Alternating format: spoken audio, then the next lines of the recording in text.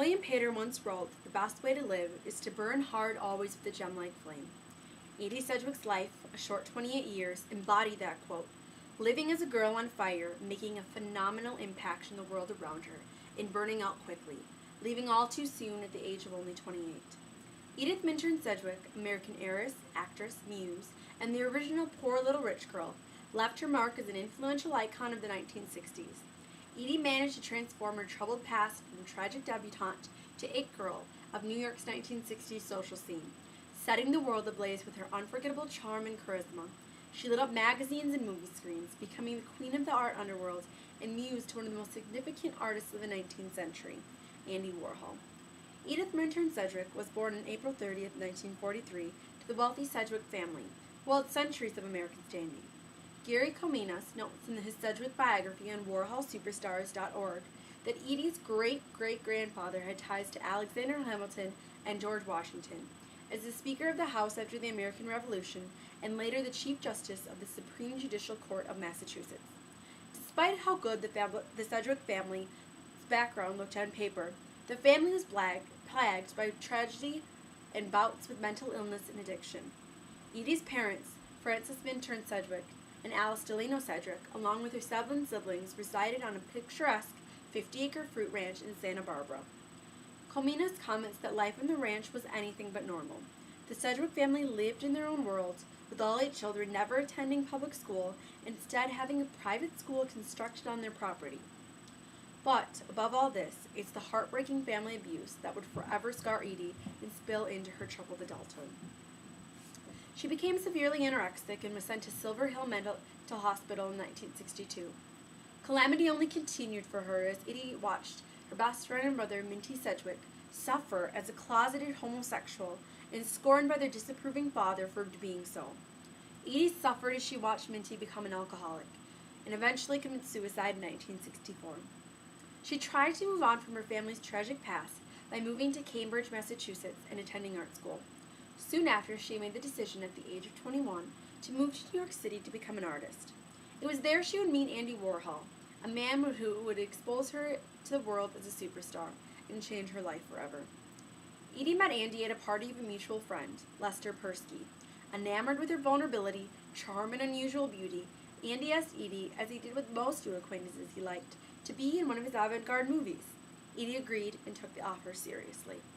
She began visiting the factory in 1965 with her close friend Chuck Ween. Andy's infatuation with Edie grew, and he started placing her in the starring roles of his movies. Her first screen test in 1965 only confirmed Andy's infatuation with Edie, who managed to ooze charisma. Ivy Nicholson recalls Edie's magnificent presence in David Wiseman's Girl on Fire. It's unusual to look like you've walked out of a fairy tale. There was nothing ever human about her, only mystery. She was everything Andy desired to be, and had the edgy beauty Andy had only thus far been able to capture in his art. He placed her in his film Vinyl against the arguments of creative differences amongst the all-male cast. From there, the first celebrity of its kind was born. Edie took a permanent place at Andy's side as the poster child of the factory, trademarking the phrase, Warhol Superstar. With the birth of the Warhol Superstar, Andy's art didn't just imitate life, it was life. Naturally, Warhol was not the first artist to take on muses, but he was one of the first to make his real-life muses an iconic posse. They were the inspiration for his idea behind his famous quotation, "In the future, everyone will be famous for 15 minutes." The creation of these figures in art and life made up one of the most influential scenes of 1960s pop culture, with Edie at the center of it all, as the breathtaking queen of the art underworld. Warhol Superstars made up just as much of the factory as Warhol himself, living, breathing, and appearing in movies, partying there for the rent of only about $100 a month. Of the eclectic crew of artists, socialites, and musicians, Edie gained the most fame and notoriety. Jean Stein writes in her biography, Edie, American Girl, published in 1982, about Edie's several appearances as a model. She appeared as a youth Quaker in a 1965 issue of Vogue, posing in her now iconic leotard and black tights. Patti Smith remembers when she first saw Edie in that issue. She recalls, "I was 17 or 18 when I first saw Edie in Vogue magazine. She was such a strong image. I thought, that's it. That represents everything in me. Radiating intelligence, speed, being connected with the moment. The other Warhol superstars, such as Billy Name, Ultraviolet, Candy Darling, and 1960s folk singer Nico, appeared in Andy's films and art as well, achieving their predicted 15 minutes of fame as the big names on the 1960s social scene.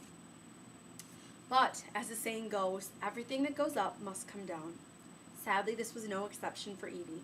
In the fabulous world that Edie lived in, immersed in the glamour of New York, there was a dark underbelly of drug use. There were no bounds or limits at the factory. The nation's experimentation with drug use spilled over in every aspect, especially in the place where drugs were as much part of the scenery as the furniture. Everything was easy to come by, making drug use very socially acceptable. It was in the aftermath of drug use that became the downfall of the factory. Addictions plagued the superstars, leading to a major rift between another ringleader of the 1960s social scene, Bob Dylan. Dylan, who was the chosen prophet of the folk scene, came to New York in 1965, and much like Andy, was charmed by meeting Edie upon meeting her at the Chelsea Hotel. Edie began spending large amounts of time with Dylan and then manager Bob Newirth. It is in this time that Edie broke away from the factory with her encouragement of the new crowd. Both Dylan and Newirth had alleged relationships with her and blamed Warhol for her addictions to drugs and believed that he was using Edie at his disposal. Edie's addictions continued, mounting to a showdown at the Gingerman restaurant in February of 1966 with Andy, in which she revealed to her that Bob Dylan, whom she thought she was in a relationship with, was secretly married. Afterwards, Warhol and Sedgwick never spoke again. The addictions continued to addle Edie until her untimely death of a barbiturate overdose in 1971. In Stein's American Girl, Edie's coroner's register lists her cause of death as accidental suicide. Today, Andy and Edie still have their grip on modern-day society. They are looked to now as the pioneers of pop culture that completely changed the landscape of our world. In the fashion world, Edie is looked to as an icon, even though, ironically, her Vogue modeling job that propelled her into mainstream stardom was stripped of her because of her association with Factory and in its drug use, in the height of her popularity in the 1960s. In 2007, the movie Factory Girl, starring Sienna Miller, was made as a biographical tribute to the life of Edie. Although the movie received poor reviews, it shows that even today, she leaves her mark on the world, and we continue to be fascinated by this strange and fiery girl. Edie's influence is carried into modern times, becoming a symbol of the colorful pop art and boundless style she helped create. Edith Minturn Sedgwick lived her life as a girl on fire, becoming a superstar in life and an icon in death. Thank you.